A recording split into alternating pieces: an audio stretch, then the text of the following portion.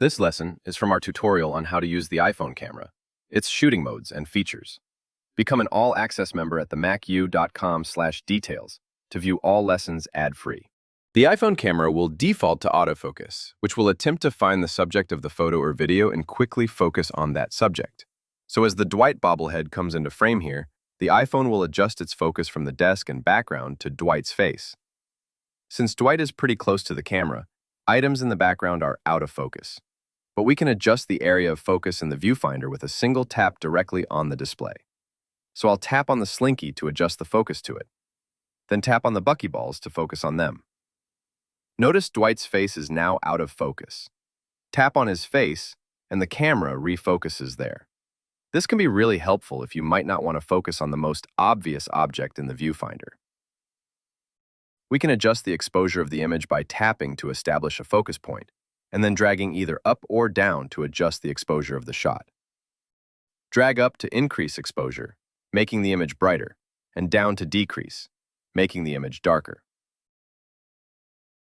To reset this, just tap again to refocus, which will reset the exposure.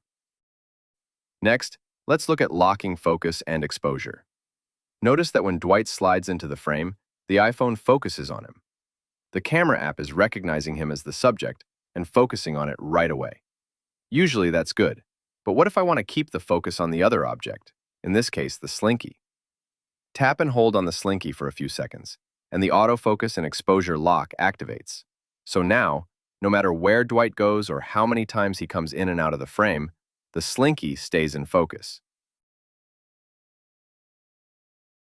To turn off the exposure and focus lock, just tap elsewhere to reset and refocus.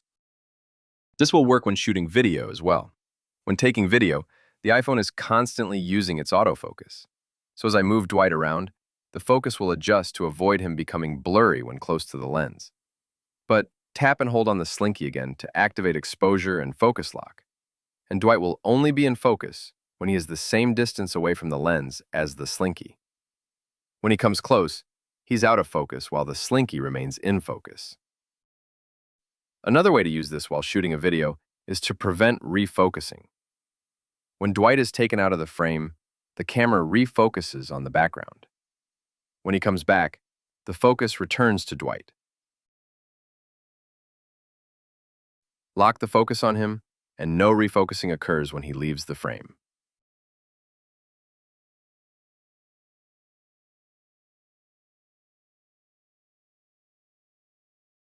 If you have camera control on your iPhone, light press and hold to lock onto the current subject. We can also adjust exposure with camera control.